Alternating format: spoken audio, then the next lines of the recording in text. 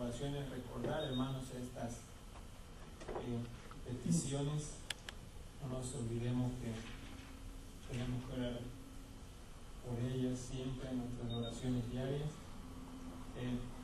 El tema de esta noche lo vamos a hacer todos. Yo creo que todos hemos estudiado, todos tenemos el librito. Me gustaría que lo hablemos, que lo digamos, nos sintamos libres de expresarnos.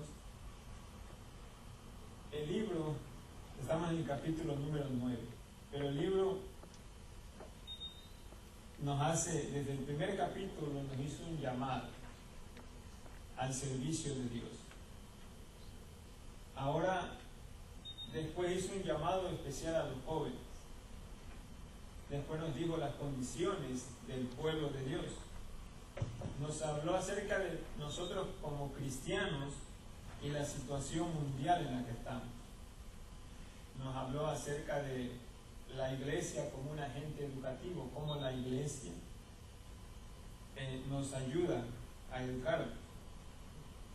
Los estudiantes y la obra misionera, la cooperación entre los ministros y los laicos. Cuán importante es esa unión de los pastores con los laicos, con los hermanos de iglesia. Él nos habló acerca de la importancia de la organización en la iglesia.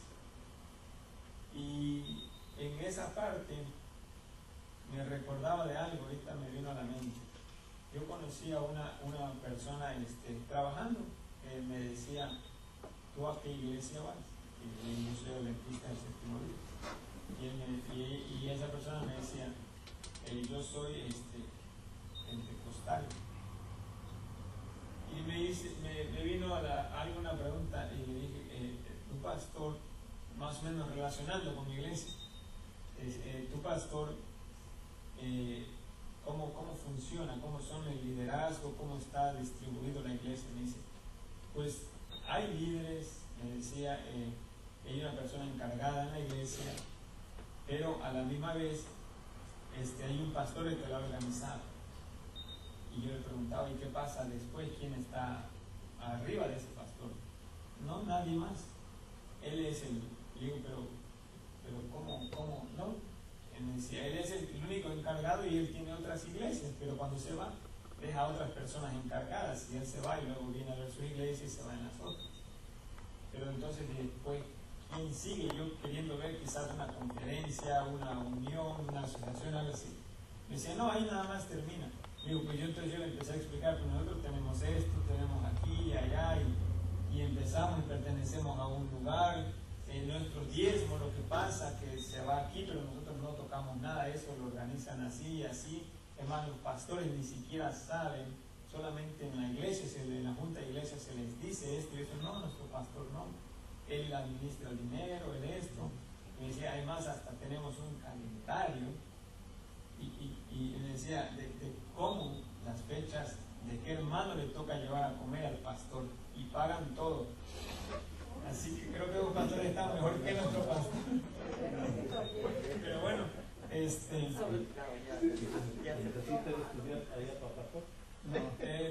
sí se necesita estudiar, lo único que ellos estudian solamente, creo por un periodo bien cortito, creo son solamente meses. Más que nada son como las básicas de las doctrinas y ya está listo para que usted vaya y ponga su iglesia donde crea que es más conveniente. Pero algo que me encanta a mí de la iglesia adventista, y siempre lo voy a decir, es organización. Pero no estamos ahí, vamos a avanzar, hermano. Pastor, usted tenía la mano levantada. Sí, que mi amigo el pastor Guevara ya tiene iglesia ahí al lado del correo. ¿Pero tiene, pastor? Sí, pastor José Guevara. No sé si lo has visto, pero es ese una es el iglesia nombre que tiene pentecostal y el pastor se llama José Guevara, igual que yo. Espero que Mientras siga nada llegando aquí, pastor, no hay problema. Este es el nombre por allá. Pero algo que me encanta de nuestra iglesia, hermanos, es la organización. Amén. Y ahí me quise detener un poquito, pero sí, es algo que admirar, porque desde que estamos aquí en nuestra iglesia, es una organización que hay para que todas las cosas funcionen. Y en base a esa organización es que las cosas, el Evangelio avanza. Y no es nada más de que una idea, se me ocurrió pedir diezmos y quiero que me den ofrendas y a ver cómo yo lo voy a administrar, no. Sino que se usa hasta de la manera más debidamente posible, de acuerdo al plan de Dios. Es algo, hermanos, especial de la Iglesia Adventista. Pero el día de hoy, hermanos, en la página 85, los que tienen este libro, nos habla acerca del despertar. Estamos en el capítulo número 9 y me tocó a mí ese capítulo, pero está bien largo. Yo he visto que lo estoy bien cortito.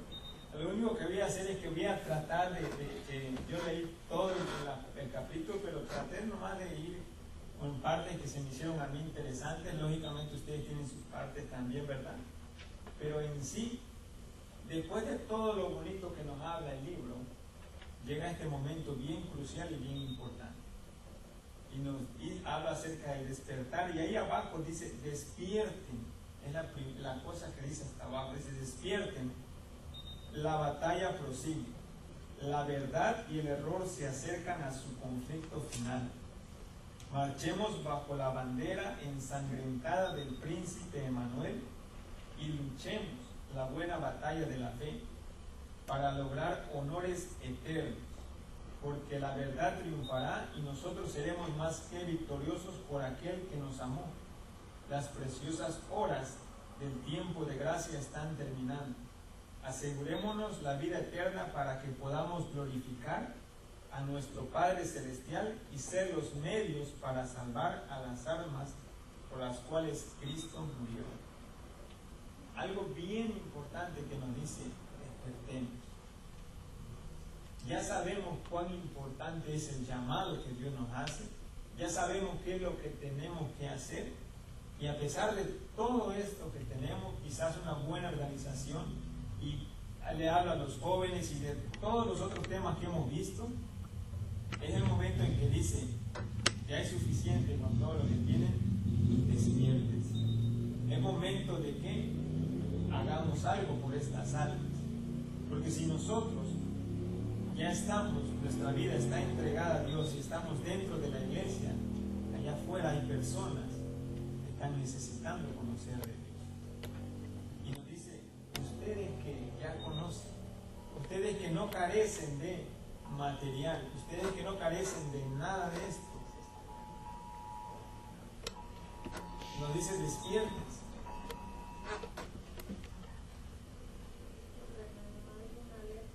Hay alerta, sí, para todos los que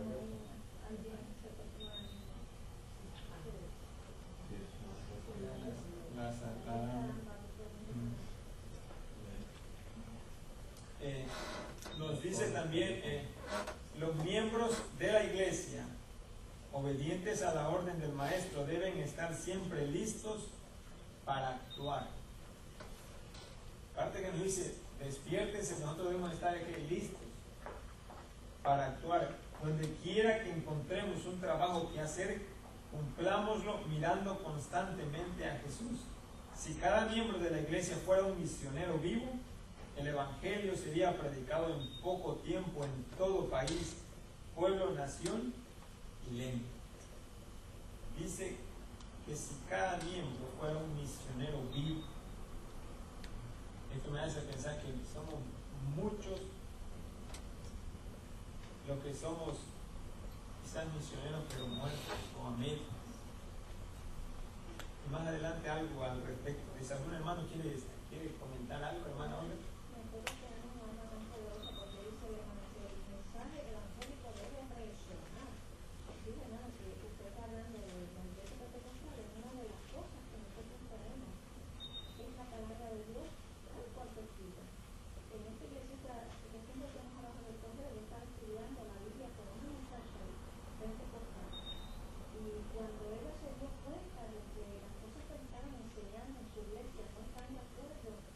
Con su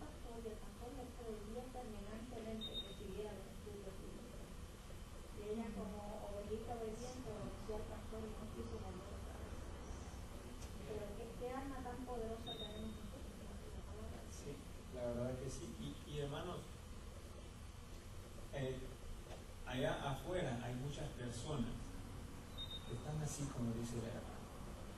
Son bien obedientes, son bien fieles a lo que ellos creen. Nuestra labor es despertarnos y decirle la verdad. Decir lo que escrito está. Después el Señor es el que obra.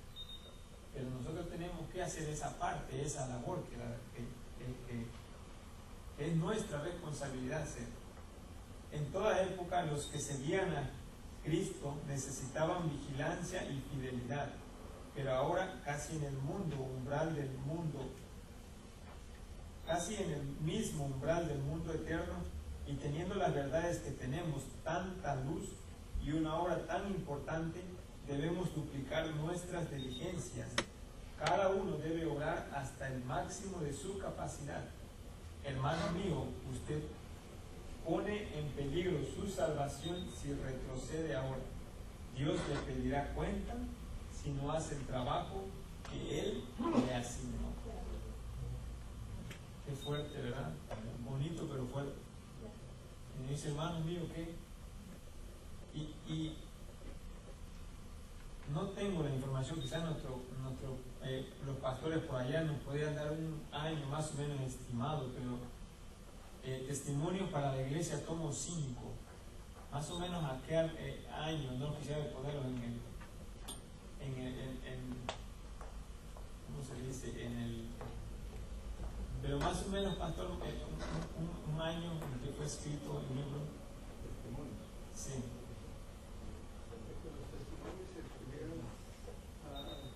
Todavía los testimonios están escribiendo en el año 1900, pero los testimonios para la iglesia en inglés ocupan 9 libros, 9 tomos de cerca de 500 páginas cada uno. Lo que nosotros como hispanos conocemos como joyas de los testimonios en 3 libros de más de 600 páginas cada uno, que son un resumen de los 9 tomos en inglés. Pero esos eran muchos de los libros que estamos usando ahora, son un compendio de esos escritos de la Escritura. Pero más o menos en el año, me dicen 1900. ¿Más de qué? ¿Más de 100 años? Más de 100 años escribiendo esta parte. Hermano mío, usted pone en peligro su salvación si retrocede ahora. Dios le pedirá cuenta si no hace el trabajo que le asignó. Ahora, 100 años atrás no tenían la misma facilidad para tener un libro como el que hoy en día tenemos. Quizás económicamente no podían, o quizás simplemente las imprentas como tantos problemas tuvieron para poderlo hacer. Pero hoy con tanta luz, nuestra salvación, hermanos, está más en riesgo si no hacemos lo que Dios nos pide. Son situaciones de que podemos decir, conocemos la doctrina de la iglesia, las aceptamos,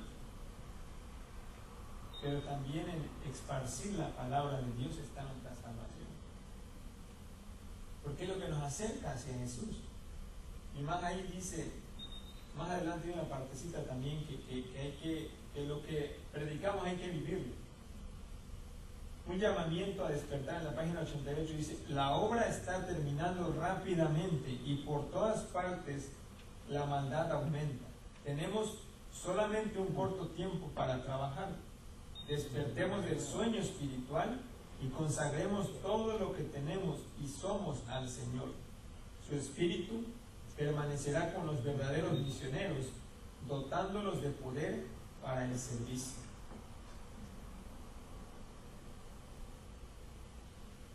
Y esta parte también, despiértense, hermanos, por causa de su propia alma, despiértense. Sin la gracia de Cristo no podrán hacer nada. Trabajen mientras pueden. Si nuestros ojos fueran abiertos y pidiéramos discernir la obra que efectúan los ángeles caídos con aquellos que se sienten tranquilos y seguros, no nos sentiríamos tan seguros. Que a veces nosotros estamos tranquilitos y decimos que otros lo hagan, que yo no tengo dones, que yo aquí, que allá. Pero no solamente es eso, sino también es obra de esos ángeles caídos. Los malos ángeles nos siguen en todo momento. Hermana Tamara.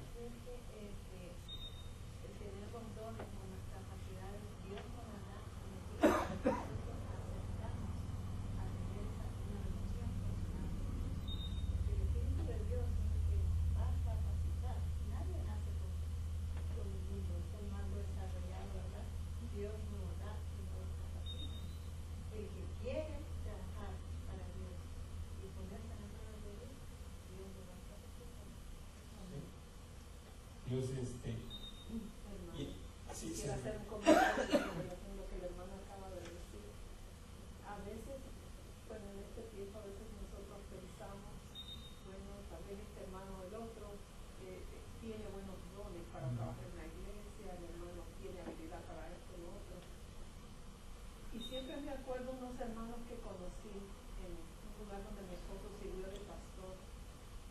Un hermano se llamaba Felipe, él nunca se calzó. Un hermano que él fue pobre y anduvo descalzo la mayor parte de su vida, y quizás cuando ya pudo comprar zapatos ya no los podía utilizar, así que tenía que andar descalzo. Y este hermano una vez se propuso a ver cómo él podía dar el mensaje si no sabía leer. Entonces escogió un compañero para que fuera con él. Y miren lo que él pensó. Dice que él oró, le dijo al Señor: yo quisiera en este año ganarme unas 3 almas si tú me ayudas. Alguien que no sabe leer es como un challenge grande, ¿verdad? Un desafío grande, ganar 3 personas. Y se ideó ir al hospital y hacerse pasar porque estaba enfermo, y se sentaba ahí donde se sentaban todos a esperar la consulta. Y entonces cuando las enfermeras salían, le decían: mira, usted me podría ayudar a leer, a ver qué es lo que dice aquí. Miren, hermano, ese hermano había subrayado su Biblia en colores, que había puesto marcas donde hablaba de los mandamientos, donde hablaba del sábado, había conseguido a alguien que lo ayudara en eso, y por los colores él sabía cómo llevar un estudio sin saber leer.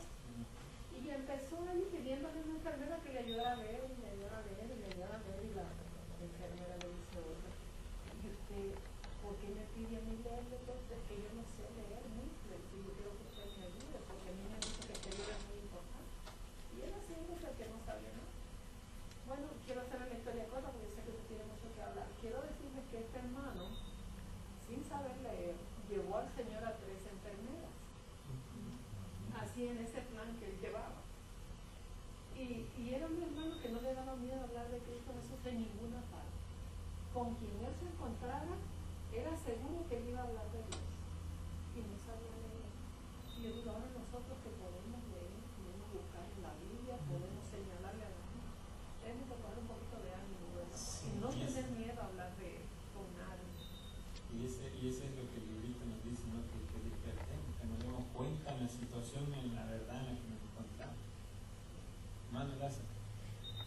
Siempre ha sido uno de mis puntos ese, lo que me acaba de decir la hermana, es lo que yo siempre he querido.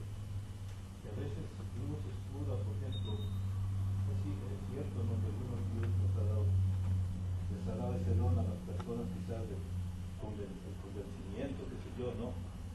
Pero algo que yo nunca se me quita de la mente es que Dios nos ha, Él habla. Y uno con una persona, uno habla cosas hasta que no tienen nada de provecho. Yo siempre, a veces puedo con algunos hermanos, digo: vamos a chismear un poquito así. O sea, platicar, ¿no? Y rezamos eso por jugar, ¿no? Caramba, que no puede uno hablar del Señor. No puede uno, si Dios nos ha dado el habla, ¿por qué no puede uno hablar del Señor? Yo siempre he estado en contra de eso, ¿no? A algunos hermanos que no les gusta como yo hablo, no de esta manera. Pero es lo que me desespera eso, de que no hay excusa. Sino Dios, Él habla, pues hay que hablar. Ahora que alguien no venga a decir: ya no es problema de nosotros, ¿no? Pero el Señor nos dice esa bonita, la voz de hablar, de la comunicación, y uno tiene que hacerlo. Si todo eso hay que ver hacerlo. Aquí mismo en el libro no dice en el capítulo 1 o 2, pero por ahí más o menos al principio también nos dice que cuando nosotros vamos y hablamos acerca de Dios, que ya no somos nosotros los que hablamos, sino que son esos santos ángeles que nunca cayeron, que toman posesión de nosotros para que ellos hablen por medio de nosotros. Amén. Nosotros somos no solamente ese medio, porque los ángeles no pueden hablar directamente con nosotros, sabemos el porqué, ¿verdad? Pero nosotros humanamente sí podemos comunicarnos con nuestros amigos y seres pues igual que nosotros.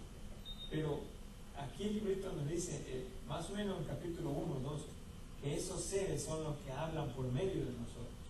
Y que nosotros simplemente tenemos que poner esa parte de ser el medio por el cual esa voz del Señor pueda llegar a las almas. Pero no nos cuesta nada hacerlo. Y sí nos cuesta mucho hacerlo porque no lo hacemos, ¿verdad? A veces nos da pena o pensamos que... Sí, pena. La verdad que sí. Pero eso también es parte, como dice aquí, es parte del plan de Satanás que tiene, esos ángeles malos. Dios invita a todos, tanto predicadores como laicos, a que se despierten. Todo el cielo está conmovido, las escenas de la historia terrenal están llegando rápidamente al fin. Vivimos en medio de los peligros de los postreros días. Mayores peligros nos esperan y sin embargo no estamos despiertos.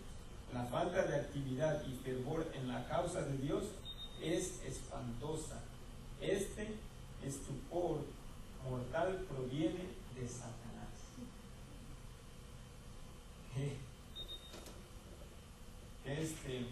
Qué fuerte, ¿verdad? Y qué tan, ya cuando lo vemos en este plan,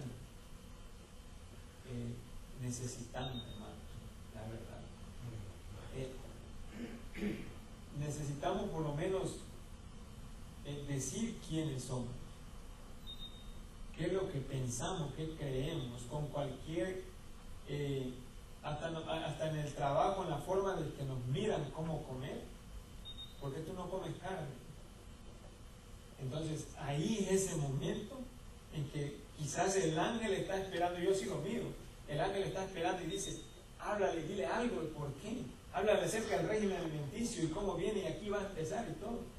Y a veces nos decimos, no, es que la carne es mala. Y perdimos quizás esa oportunidad, ese medio de que pudiéramos darnos a conocer quién somos. Pero necesitamos despertarnos. Se necesita acción. Dice, nadie piense que se halla en libertad para cruzarse de brazos y no hacer nada.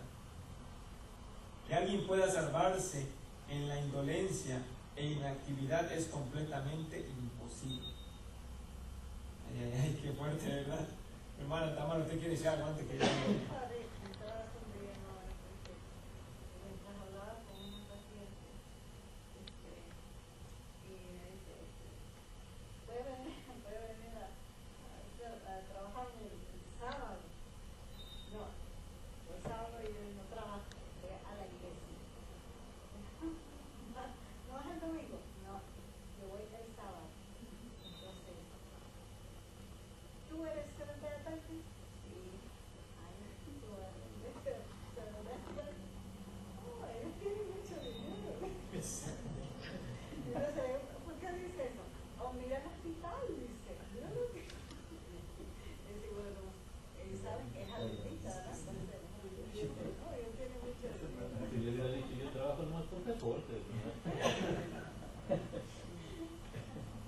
Pero de alguna u otra manera, hermanos, nos damos a conocer.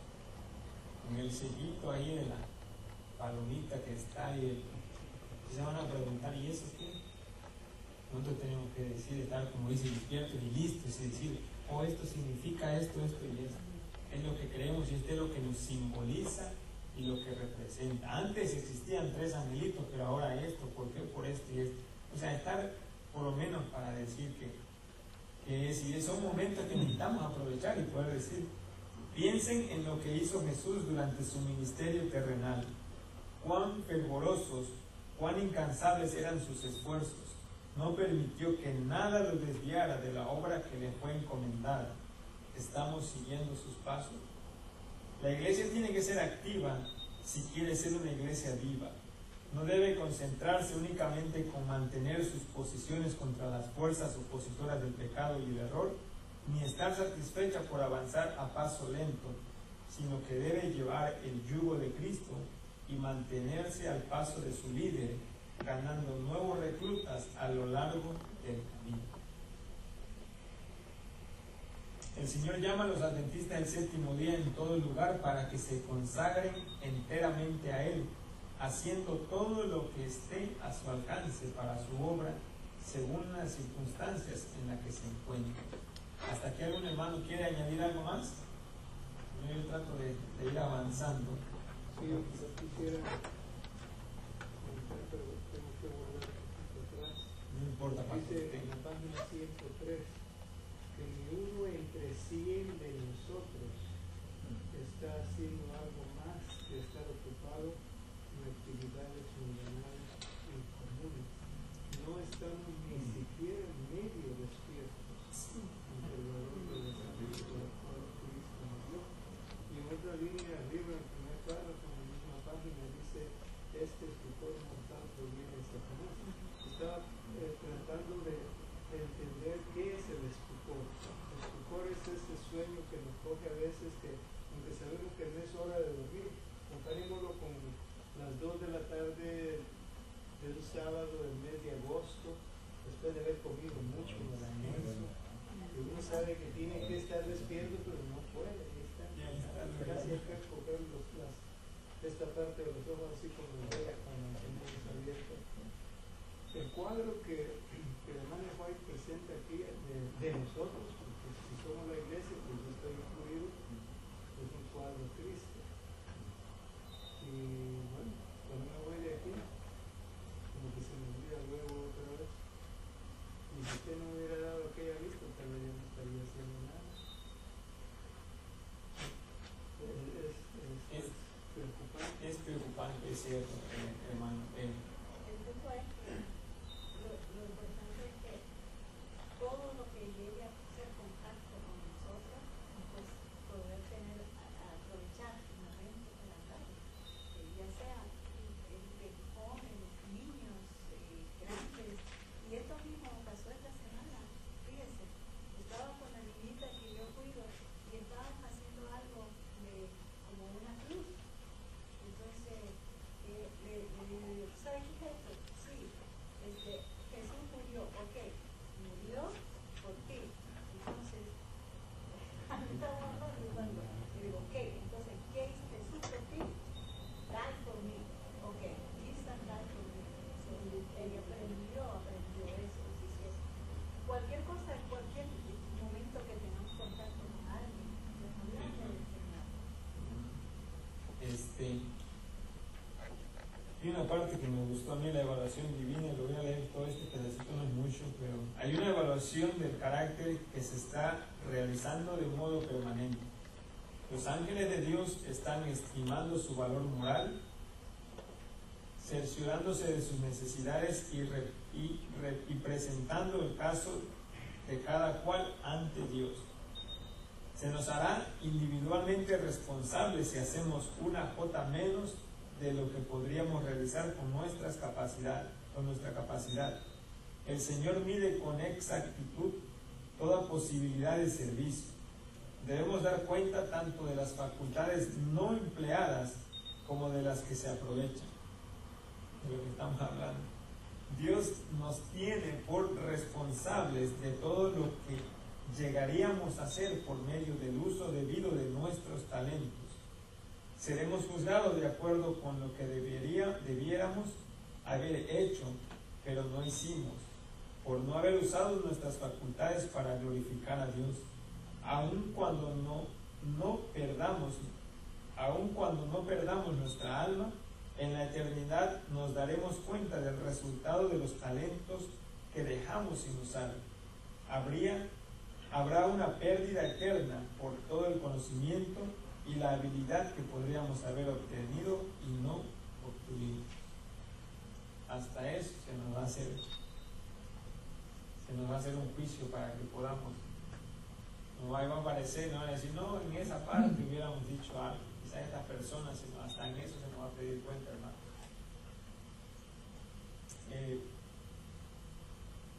Hay mucho que leer. Voy a pasar a hay una parte donde tiene la visión y me gustó, dice: en la mañana del 23 de octubre de 1879, a eso de las 2, el Espíritu del Señor descansó sobre mí y contemplé escenas del juicio venidero.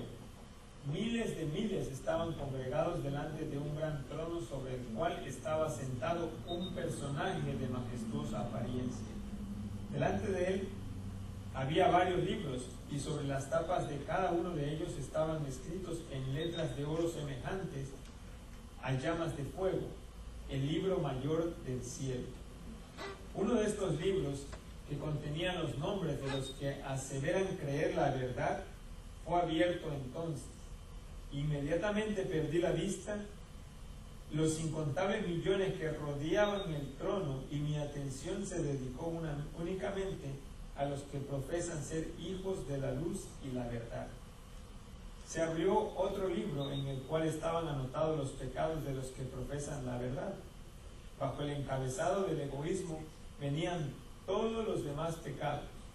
Una clase de personas estaban anotada por haber estorbado la siembra. A medida que el ojo escrutador del juez descansaba sobre ellos, se les revelaba sus pecados y negligencia. Con labios pálidos y temblorosos, reconocían que habían traicionado su santo cometido. Habían recibido advertencias y privilegios, pero no los habían escuchado ni aprovechado. Podían ver ahora que habían presumido demasiado de la misericordia de Dios. En verdad, no tenían que hacer confesiones como la de los viles, bajos y corrompidos, pero como la higuera, eran malditos porque no llevaron frutos, porque no aprovecharon los talentos que se le habían confiado. Ese grupo había hecho de su yo algo supremo y había trabajado solamente en favor de sus intereses egoístas. No eran ricos para con Dios, ni habían respondido a sus reclamos sobre ellos. Aunque profesaban ser siervos de Cristo, no le llevaron almas. Si la causa de Dios hubiera dependido de sus esfuerzos, habría languidecido, porque no solamente retenían los recursos que Dios les había prestado, sino que se retenían a sí mismos. Habían quedado que otros hicieran la obra de la viña del Señor y llevaran las más pesadas responsabilidades, mientras que ellos servían egoístamente sus propios intereses temporales. Y yo me ponía a pensar y decía: ¿será que en uno de esos grupos tan grandes voy a estar yo? Profesar ser un seguidor de Cristo, pero a la misma vez no serlo.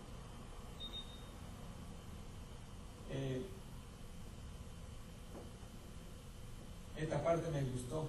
Los que rehúsan cooperar con Dios en la tierra no cooperarían con Él en el cielo.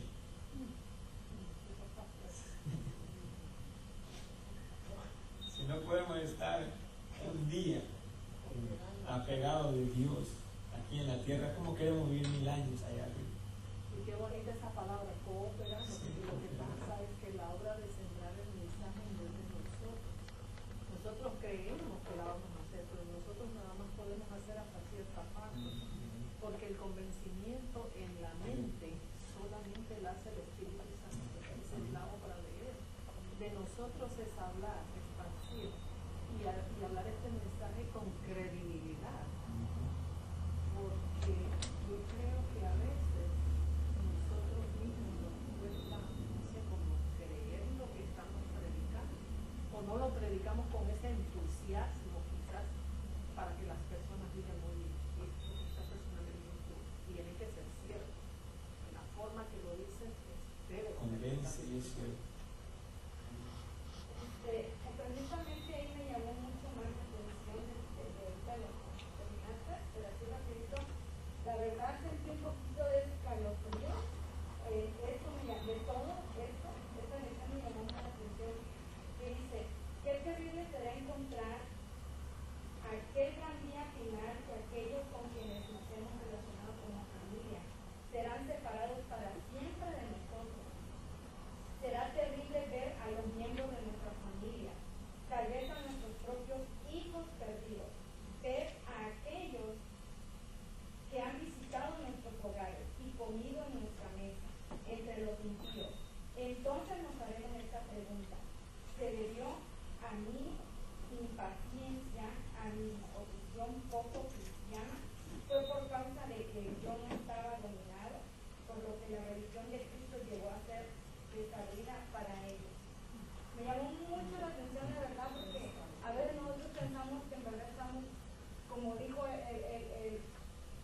oiga, tía, que estamos así pestañando.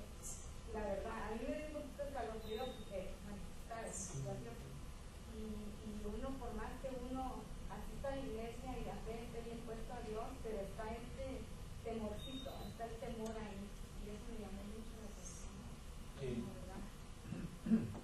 Es a veces, es algo grande, hermano. La verdad es algo que podemos pasar aquí mucho tiempo hablando de situaciones así, pero necesitamos en verdad despertar. Nuestra vida, nuestra alma, nuestro futuro, todo lo nuestro depende de Dios.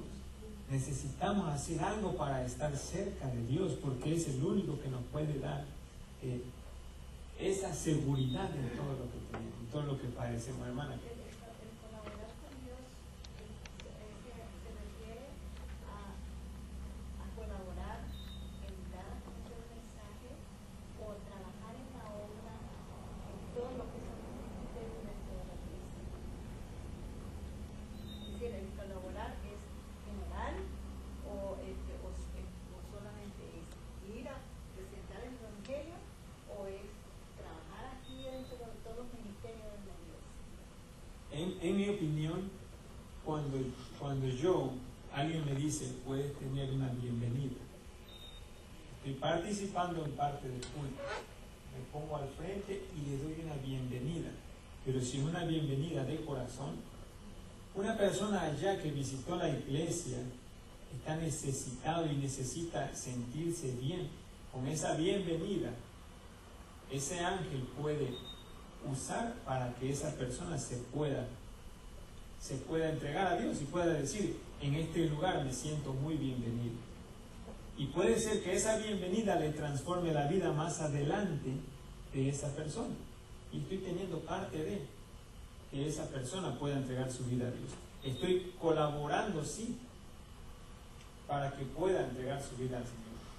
Ahora, si voy afuera a alguien y le doy un estudio bíblico y no se bautizó, ¿hice mi parte o no hice mi parte? ¿Colaboré con el Señor? No, sí colaboré. Pero quizás tuvo más fruto, tuvo más,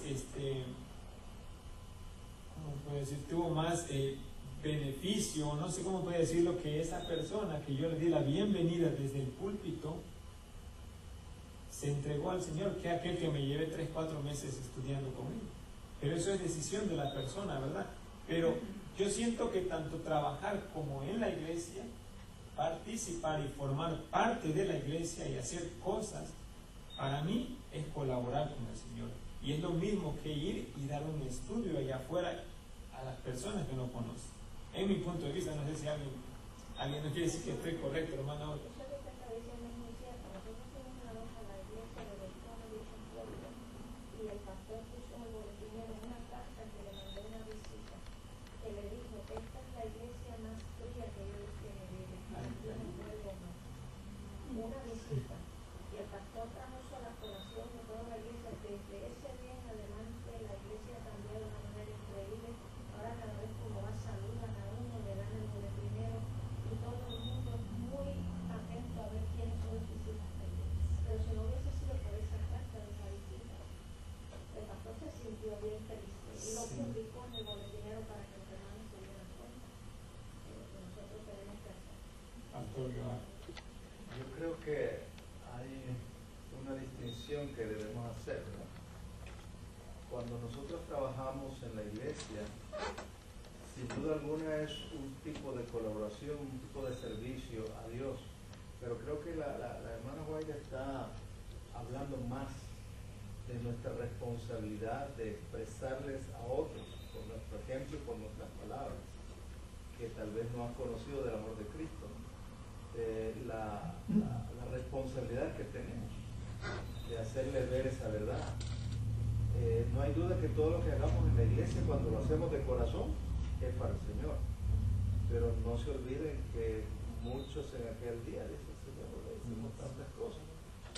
Y yo pienso que más que todo es el espíritu con que nosotros hacemos lo que hacemos para el Señor. Sin embargo, me parece a mí que en este tipo de lección que estamos tomando. La sierva de Dios está enfocando la necesidad de llevar afuera a la gente que no viene a la iglesia, que no conocen, no tienen esa oportunidad, no han escuchado a nadie que les pueda explicar la verdad de Dios. Y ese es nuestro deber. No deberíamos sustituir esa responsabilidad que tenemos de ir afuera pensando que estamos haciéndolo todo al hacerlo dentro de la iglesia. Son dos cosas. Sí, y bien finita, quizás que podemos decir, no, yo estoy haciendo bien, pero como que nos hace falta lo otro también. Exacto. Pastor, Sí, en la iglesia tenemos responsabilidades. Los cargos oficiales son responsabilidades por nombramiento, pero no todos estamos en eso. Y quede aquel gran número de hermanos que solo se sientan en la banca y no hacen nada. ¿Cuándo ellos estarían cumpliendo con lo que Elena acá está mencionando aquí? Hay ministerios organizados ahora, son muy buenos, algunos son de contacto directo con la gente en la calle, otros diríamos son de trabajo dentro de la iglesia. Por ejemplo, yo pienso que el Club de Conquistadores hace un trabajo muy bueno, como aquellos conquistadores que se unen al club que no son miembros adventistas. Muchos han venido a los pies de Cristo a través del club y han traído incluso a sus padres como resultado de ese trabajo. Entonces, sí hay ministerios que tienen contacto con las almas de afuera y tarde o temprano los frutos se ven. Pero hablando en términos generales y añadiendo lo que dijo el pastor Guevara, creo que, bueno, si leo un pedacito aquí que le estaba mostrando a él, que también me está dando luego en la cara. Dice, nunca podremos ser salvados en la indolencia y la inactividad. Una persona verdaderamente convertida no puede vivir una vida inútil y estéril. No es posible que vayamos al garete y lleguemos al cielo. Y esto es lo más fuerte.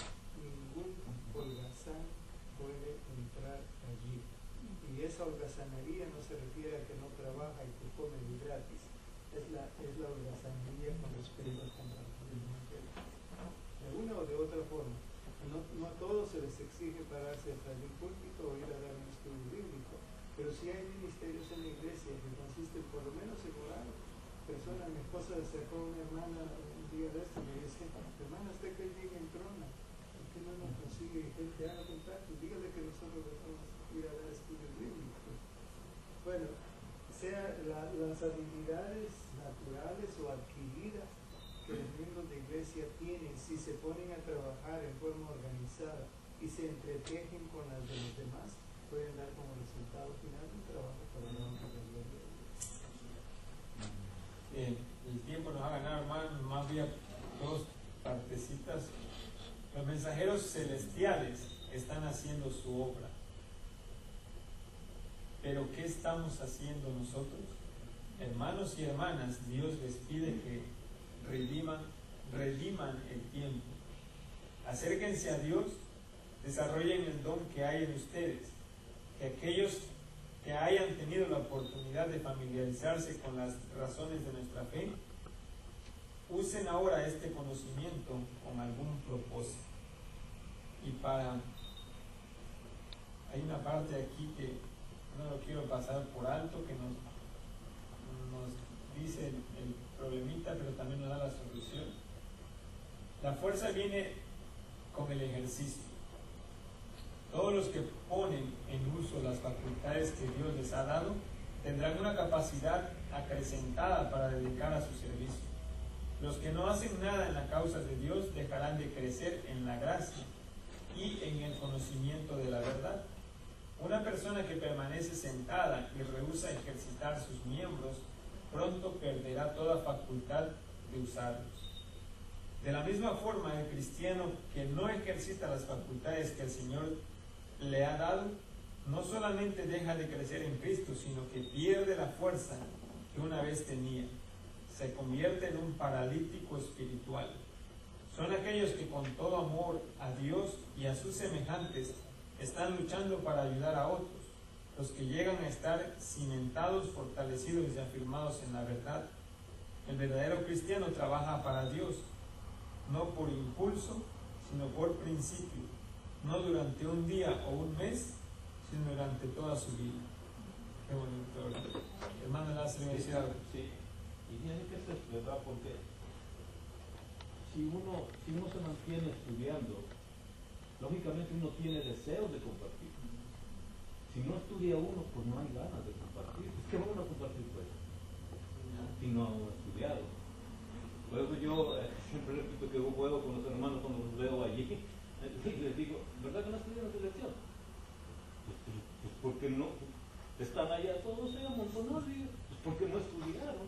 Si hubieran estudiado, estuvieran deseosos de compartir, pero como no estuvieron dando la vuelta por ahí y para acá, y ya dejándole juegos es una realidad.